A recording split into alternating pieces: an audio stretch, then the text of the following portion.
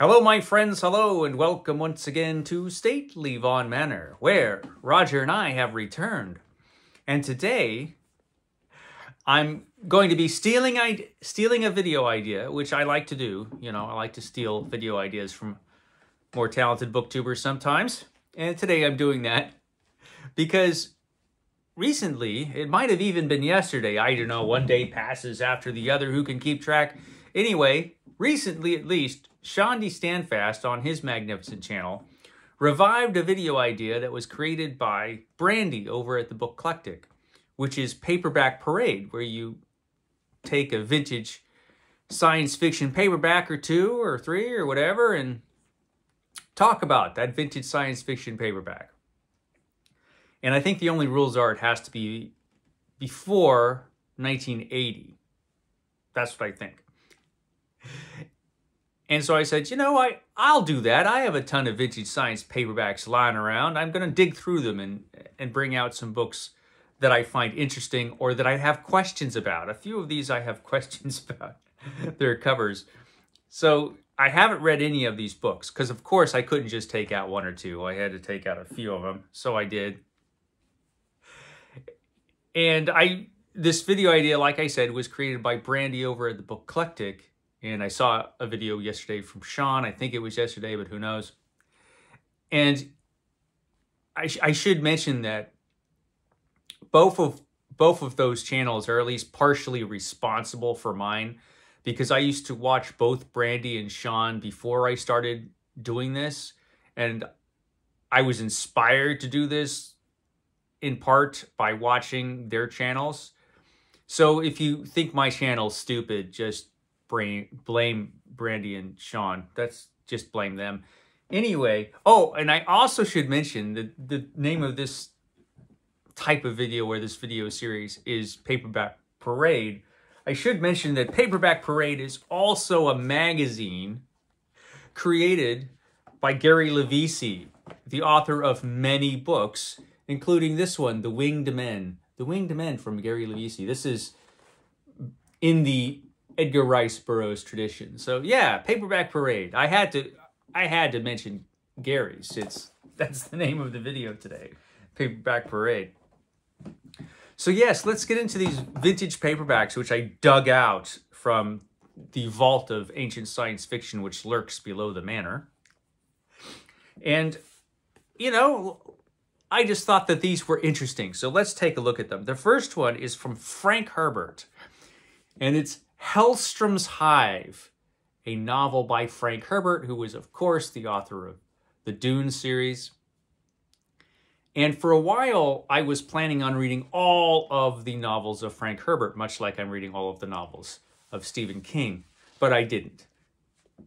I didn't end up doing that, but I did get a few Frank Herbert novels, and I do still want to read them all, including this one, because this one seems very, very strange.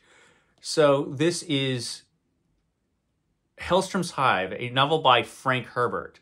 A deadly swarm of insect humans bred for one purpose: to take over the world. They're going to take over the world. And they've got a hellish hive in Oregon. They've got a hellish hive in Oregon. You know, Oregon, you've got to watch out because they've got hellish hives of insect people there. And I don't know who did this really interesting cover, if anyone knows, because I do not. And I don't hear about this book talked about ever, so I don't know if it's any good. I imagine it's Frank Herbert. It must be good. The time is the 1970s. Police state, USA. This is back in the 1970s when it was a police state. Does it say when this book was written? It was written in 1973, so I guess he would... Actually, 1972. Hadn't become a police state yet? I'm not sure. But it does not say who does the cover.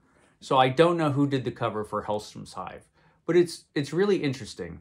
It's all about insect people. So, you know, all of these books I want to read. You know, I don't know when I'll read all the vintage science fiction books that I have. But I need to find a way to get to them.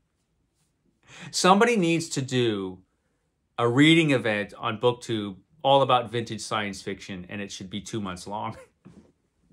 So there's that. And then there's this one. This one's Howard Fast's. It's Howard Fast's The Edge of Tomorrow, which is cool because it's got this giant ant. It's got a giant ant on the cover, and you have some human beings cowering away from the giant ant. And this is a collection of stories. Now, Howard Fast, he was known for books, I believe, mostly that were not science fiction. He wrote Spartacus, for example, which was actually the basis for the Kirk Douglas film.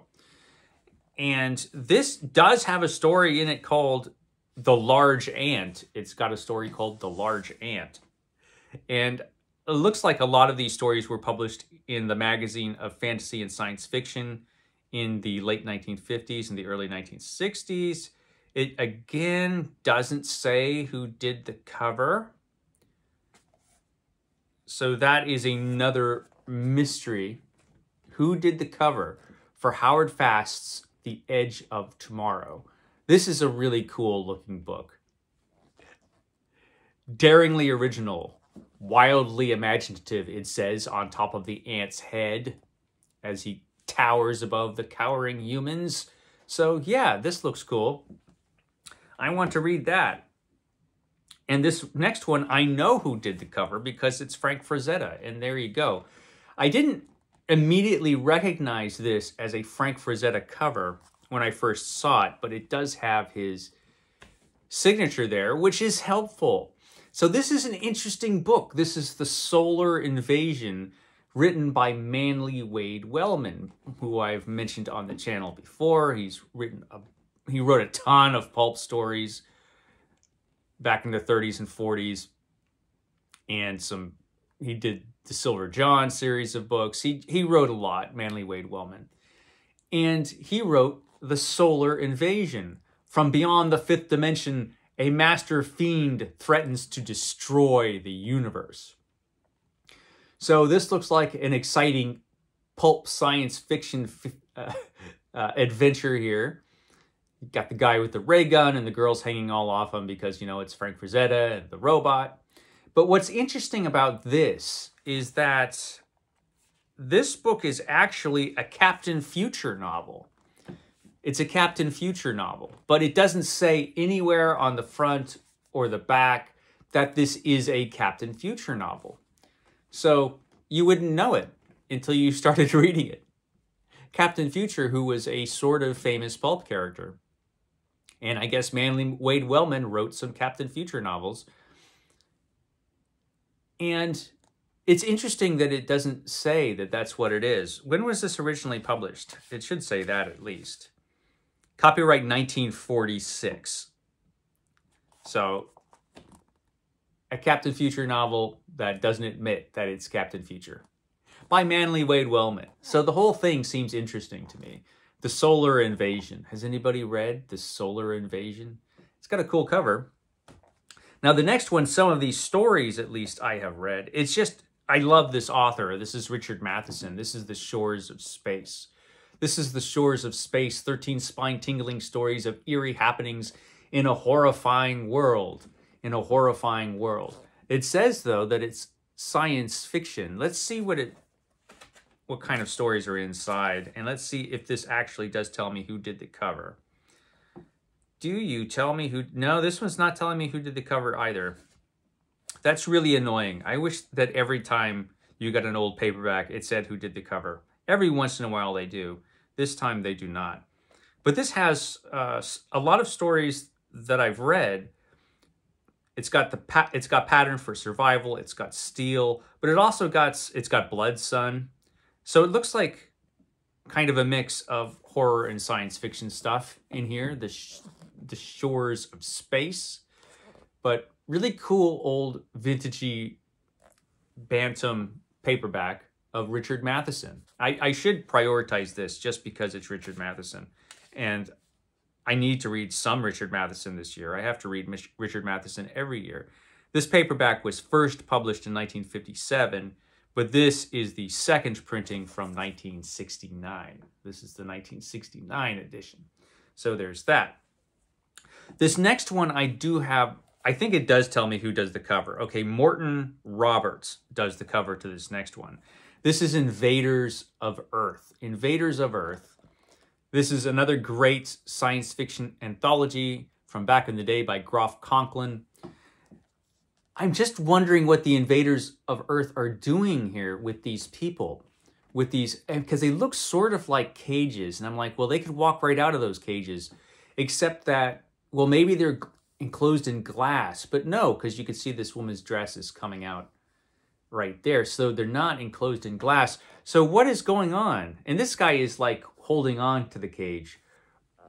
So I'm not sure. I think you have to read the book and maybe it'll tell you what's going on this cover, because it's very strange. It's very strange. So this is all about invasion from outer space, of course. 15 exciting stories of invasion from outer space. It's also a genuine pocketbook, not a fake pocketbook. Martians land in New Jersey. A galactic virus takes over man's body. Ryder rides in a flying saucer. All kinds of cool stuff. And this inexplicably strange cover that I wonder about. So there's that.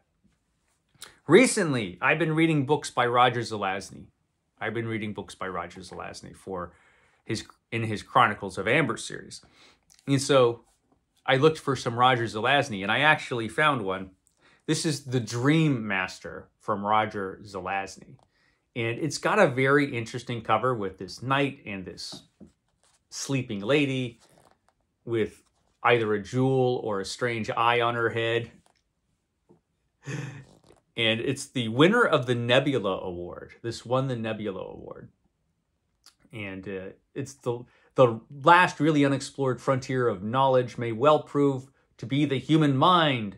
The Dream Master is the novel of the farther frontier of a 21st century invention which enabled a psychology engineer to actually enter a man's mind, to experience his thoughts, to live with him in his dreams, and to direct and to redirect and control those soaring universe-creating visions which are the essence of all thinking. Wow. Wow! It's The Dream Master by Roger Zelazny. And of course, it's not going to tell me who did this cover. I think I looked earlier and I didn't see. So it's another mystery cover.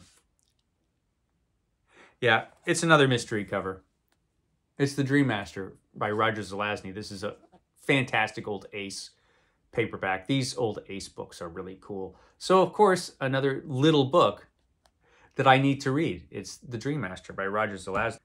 This next one, it does tell me who did the cover. This next cover on this one is by Richard Powers. And this is Who Goes There? Who Goes There and Other Suspenseful Stories from John W. Campbell Jr. And I actually just read Who Goes There recently.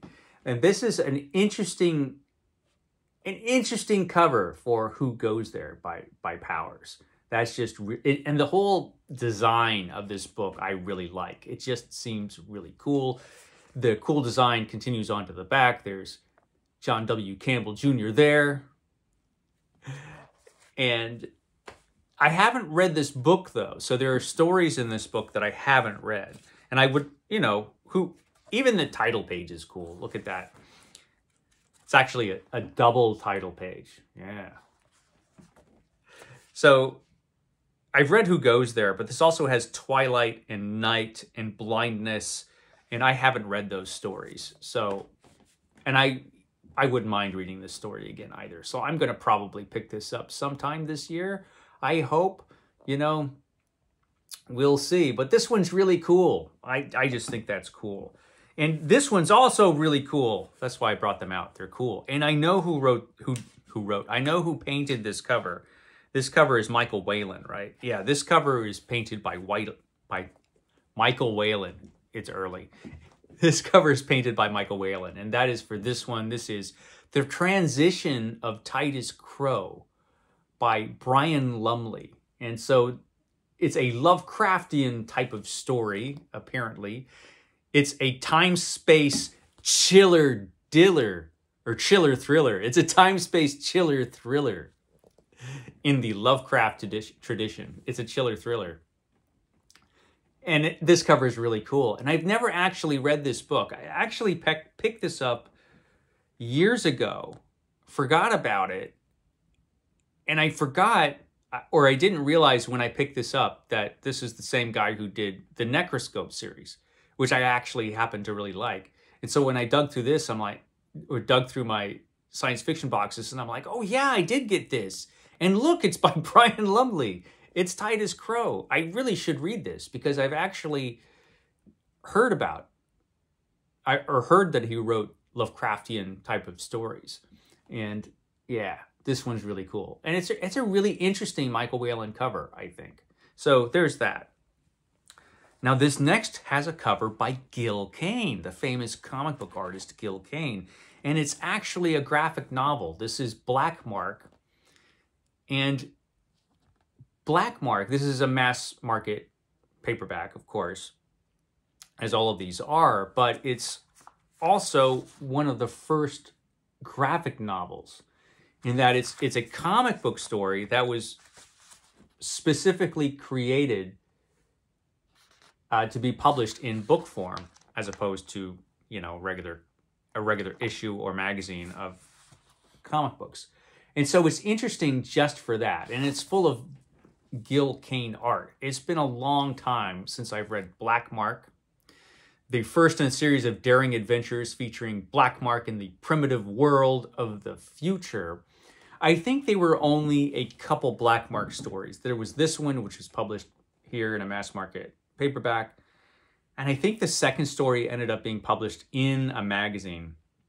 I think it was a Marvel magazine, if I'm remembering right. And I think this was republished in a Marvel magazine as well, I think, if I'm remembering correctly. But it's a cool cover, and I remember it being kind of a cool story. It wasn't, you know, groundbreaking or anything. But it is interesting because this is a mass market paperback graphic novel from the 70s. And so that's interesting in itself. When was this published? This was published in 1971. This is the first printing. And it was published in, according to this, January of 1971, which was when I was born. So it's exactly the same age as I am. Man, that book's old. Next, we've got A Merit in the Ship of Ishtar. The Ship of Ishtar. This is an old Avon mass market paperback. I cannot speak this morning, Roger. I'm out of it today. This is an old mass market paperback. And these old Avon mass markets always kind of looked like this. You know, they always had this look. And this is about the American adventurer who was pitched out of his own time into a weird world of incredible and enticing marvels. Now, I like this writer a lot, but I haven't read this book. And, you know, I've had this book sitting around forever. So it's The Ship of Ishtar. And we've got our heroic hero there, the heroine, and his ship in the background. It's got to be awesome, right? And of course, it's not going to tell me who did the cover. Of course it's not. Let's see. This is the third printing from 1973. Tells me that. But no, it doesn't tell me who did the cover. But the cover is really cool. And I'm sure the book is really cool. It's been a couple years since I've read anything from A. Merritt, so I need to get back to him. And the last one is an old one. This is an old paperback. This is the Pocket Book of Science Fiction. This is edited by Donald A. Wollheim, who is a great editor, of course. And this one is from the 40s, the Pocket Book of Science Fiction. I really like that kind of simple cover design, the simple futuristic cityscape. And that's really cool. And it's a nice paperback. And it's from 46, maybe? No, it's got to be earlier than that. 1943. This one is from 1943. It says it's the first printing from 1943. And on the back, it has a little message there that says that you can send this book to a boy in the armed forces anywhere for only 3 cents. A boy in the armed forces. It was a rough time, 1943. And it's got some cool stories in it. We've got In the Abyss by H.G. Wells. We got The Last Man by Wallace G. West. A Martian Odyssey by Stanley G. Weinbaum. Twilight by Dawn A. Stewart. It's got Microcosmic God by Theodore Sturgeon. And it's got And He Built a Crooked House by Robert Heinlein. And a few others. It's a really nice paperback. So it's cool. Simple design and in pretty good shape, considering it's been, you know, hanging around since World War II. I don't know if it ever went to a boy in the armed forces, but who knows? Probably not, because it's in really good shape. So yeah, the pocketbook of science fiction, ending up with that one. I just think that one's cool, so I brought it out. Okay, I'm going to shut up now, because I'm just, you know, I'm just hanging around talking about science fiction books at 4:33 in the morning. Okay, guys, we'll catch you next time.